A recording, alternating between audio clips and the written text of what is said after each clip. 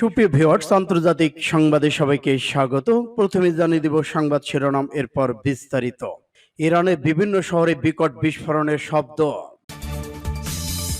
ভারত পাকিস্তান সীমান্তে ভয়াবহ সংঘর্ষ, নিহত 15। প্রথমবারের মতো অন্য দেশ পারমাণবিক অস্ত্র মোতায়েন করল রাশিয়া। সীমান্তে ভয়াবহ সংঘাত, উত্তর ও দক্ষিণ কোরিয়া গোলাগুলি। এবার পার্লামেন্ট থেকে পদত্যাগের পর সাংবাদিকতায় যোগ দিলেন বরিস জনসন। রাশিয়ার বিরুদ্ধে লড়তে ইউক্রেনকে 20 কোটি 50 লাখ ডলার দিল যুক্তরাষ্ট্র। মার্কিন হুমকি ও নিষেধাজ্ঞাকে ইরানের জনগণ সুযোগ হিসেবে গ্রহণ করেছে, রাইসের ঘোষণা। এবং সর্বশেষে জানিয়ে দেব, ইউক্রেনের সব যুদ্ধ বিমান জ্বালিয়ে দেওয়া হবে, পুতিনের ঘোষণা। শুনছিলেন সংবাদ শিরোনাম, এখন বিস্তারিত। তবে অনুরোধ থাকবে এই ভিডিওটিতে একটি লাইক দিন এবং কমেন্টস করে জানিয়ে দেন আপনি কোন জেলা থেকে বা কোথা থেকে আমাদের সাথে যুক্ত রয়েছেন।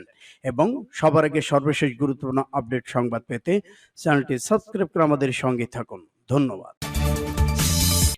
ইরানের বিভিন্ন শহরে বিকট বিস্ফোরণের শব্দ। রবিবার সকালে ইরানের পশ্চিমাঞ্চলে বিভিন্ন শহরে বিকট বিস্ফোরণের শব্দ শোনা গেছে। কিসের শব্দ সেটা তা এখনো তাৎক্ষণিকভাবে জানা যায়নি। স্থানীয় মিডিয়াকে উদ্ধৃত করে এই খবর দিয়েছে বার্তা সংস্থা রয়টার্স। কয়েক মাস আগে এমন ঘটনা ঘটেছে। এরপরে কর্তৃপক্ষ বলছে ইরানের সেনাবাহিনী অঘোষিত আকাশ প্রতিরক্ষা ব্যবস্থার মহড়া দিচ্ছিল। এ নিয়ে ইসরায়েল ও যুক্তরাষ্ট্রের সঙ্গে তাদের উত্তেজনা সৃষ্টি হয়। ইরানের আসাদাবাদ শহরের গভর্নর বলেছে উদ্ভট শব্দ শোনা গেছে, তবে কি থেকে এই শব্দ সৃষ্টি হয়েছে তা পরিষ্কার নয়। প্রথমে মনে করা হয়েছিল এটা বজ্রপাতের শব্দ, কিন্তু আবহাওয়াজনিত অবস্থা তাতে বজ্রপাতের সম্ভব নয়। কোনো কোনো স্থানে এই শব্দের তীব্রতা এত বেশি ছিল যে বাড়ির ঘরের দরজা জানলা কাঁপছিল, লোকজন ঘর থেকে ভয়ে বেরিয়ে আসছিল। টুইটারে পোস্ট করা এক ভিডিওতে এই বিস্ফোরণের দেখানো হয়েছে বলে মনে করা হচ্ছে। তাতে মনে করা হয় এটি বিমান বিধ্বংসীগুলার শব্দ, কিন্তু এই বিষয়টি নিশ্চিত হওয়া যায়নি। সূত্র পাঁচ টুডে। এবার ভারত পাকিস্তান সীমান্তে ভয়াবহ সংঘর্ষ, নিহত 15। এবার ভারত পাকিস্তান সীমান্তে ভয়াবহ সংঘর্ষ শুরু হয়েছে। ভারত পাকিস্তান নতুন করে সীমান্তের সংঘাত জড়িয়ে পড়ার ব্যাপক হতাহতের আশঙ্কা লক্ষ্য করা হচ্ছে। ভারতের পক্ষ থেকে হামলা চালানো হলে পাকিস্তানে 8 জন সেনা নিহত হয়েছে বলে জানিয়েছে টাইমস অফ ইন্ডিয়া। এর আগে পাকিস্তানে হামলায় ভারতের 7 জন নিহত হওয়ার সংবাদ পাওয়া গেছে। কাশ্মীরে অস্ত্রবিরতি লঙ্ঘন করে পাকিস্তানি সামরিক বাহিনী সদস্যদের ছোড়াগুলার ভারতীয় সেনাবাহিনী অন্তত 4 সদস্য, 3 জন বেসামরিক নাগরিক নিহত হয়েছেন। গোলার আঘাতে আরো কয়েকজন ভারতীয় সৈন্য বেসামরিক নাগরিক আহত হয়েছেন। সূত্র এনডিটিভি। শুক্রবার অধিকৃত জম্মু কাশ্মীরে গুরেজ থেকে উদি সেক্টরে প্রকৃত নিয়ন্ত্রণ রেখার এলএসি একাধিক এলাকায় পাকিস্তানি গোলাবর্ষণে এই হতাহতের ঘটনা ঘটে। ভারতীয় কর্মকর্তারা বলেছেন পাকিস্তান সামরিক বাহিনীর ভারী গোলাবর্ষণে উরি নাম্বালা সেক্টরে ভারতীয় সেনা জন নিহত হয়েছে। পাকিস্তানি সৈন্যরা ওই এলাকায় মর্টার অস্ত্র ব্যবহার করছে। তারা বলেছেন উজির হাজিপির সেক্টর এলাকায় পাখিগোলার ভারতীয় সীমান্তরক্ষী বাহিনী বিএসএফ এর একজন সদস্য নিহত, আরো কয়েকজন আহত হয়েছেন। জম্মু কাশ্মীরের বারমুল্লা জেলার উবির কামালকোট সেক্টরে আরো 2 বেসামরিক নাগরিক নিহত হয়েছে। এছাড়া হাজিপির এলাকায় বালাকোট এক নারী মারা গেছেন। গোলার আঘাতে আহত একজন বেসামরিক নাগরিকের অবস্থা খুবই আশঙ্কাজনক। প্রথমবারের মতো অন্য দেশে পারমাণবিক অস্ত্র মোতায়েন করলেন রাশিয়া। প্রতিবেশী দেশ বেলারুশে পারমাণবিক অস্ত্র মোতায়েনের বিষয়টি নিশ্চিত করেছেন রুশ প্রেসিডেন্ট ভ্লাদিমির পুতিন। শুক্রবার একটি সম্মেলনে বক্তব্যে তিনি একথা তুলে ধরেছেন। খবর এনডিটিভির। যুক্তরাষ্ট্র তার মিত্রদের সতর্কবার্তা দিতে এই পদক্ষেপ নেওয়া হয়েছে বলে জানান তিনি। সমাজতান্ত্রিক রাষ্ট্র সোভিয়েত ইউনিয়নের পতনের পর এই প্রথম বাহিরের কোন দেশে পারমাণবিক অস্ত্র মোতায়েন করল মস্কো। রাশিয়ার নেতৃত্বাধীন আন্তর্জাতিক অর্থনৈতিক জোট সেন্ট পিটার্সবার্গ ইন্টারন্যাশনাল ইসলামী ফোরামের সম্মেলন শুরু হয়েছে দেশটির দ্বিতীয় বৃহত্তর শহর সেন্ট স্টানবার্গ। সেই সম্মেলনে এ তথ্য নিশ্চিত করেছেন তিনি। সম্মেলনে উপস্থিত অতিথিদের উদ্দেশ্যে পুতিন বলেছেন, আপনারা ইতিমধ্যে জানতে পেরেছেন যে আমাদের মিত্র দেশ বেলারুশ কৌশলগত পারমাণবিক অস্ত্র মোতায়েনের জন্য প্রেসিডেন্ট আলেকজান্ডার লুকাশেঙ্কোর সঙ্গে আলোচনা চলছিল। আজ আমি আপনাদের বলতে চাই, আমরা বেলারুশে পারমাণবিক অস্ত্রের প্রথম চালান পাঠিয়েছি।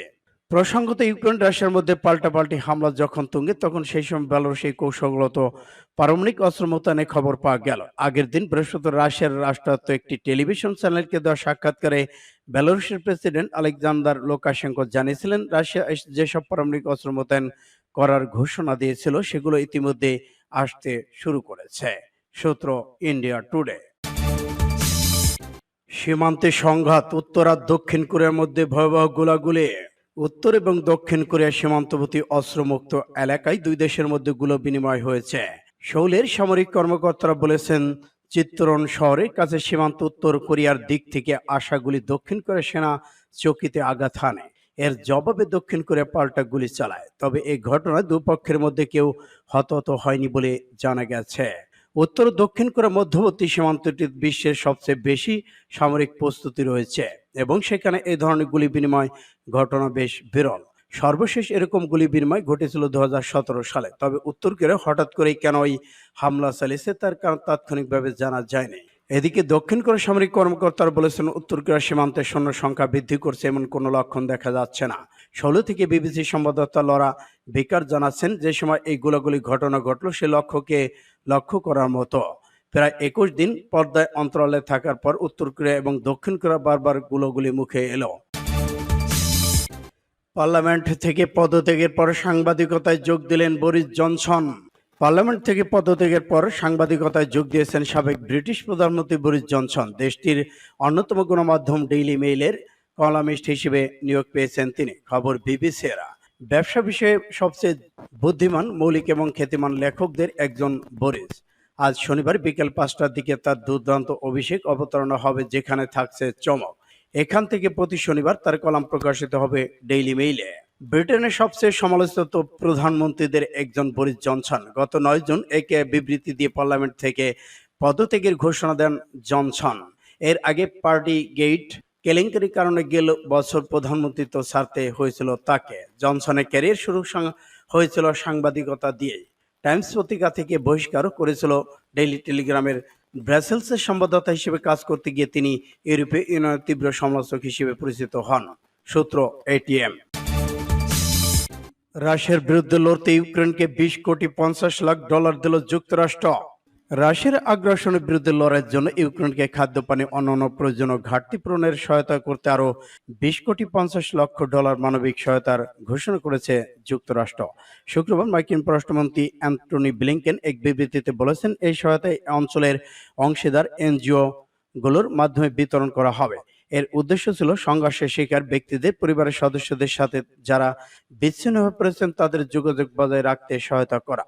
ব্লিংকেন বলেছেন, আমরা রাশিয়ার আগ্রাসন অবিলম্বে অবসানের জন্য এবং ইউক্রেনের মানবিক সহায়তা প্রদানকারীদের নিরবচ্ছিন্ন প্রবেশাধিকার এবং যারা নিরাপদ এলাকায় যেতে চান তাদের নিরাপদ এলাকায় সরিয়ে নেওয়ার জন্য সহযোগিতা করব। 2022 সালে ফেব্রুয়ারিতে রাশিয়া ইউক্রেন আক্রমণ শুরুর পর থেকে মার্কিন পররাষ্ট্র দপ্তরের বিষয় অনুযায়ী 60 লাখেরও বেশি মানুষ দেশ ছেড়ে পালিয়েছে এবং 50 লাখেরও বেশি অভ্যন্তরীণ বাস্তুচ্যুত হয়েছে। বিবৃতিতে বলা হয়েছে, যুদ্ধ শুরুর হওয়ার পর থেকে মার্কিন যুক্তরাষ্ট্র ইউক্রেনকে $2 মিলিয়ন বেশি মানবিক সহায়তা দিয়েছে।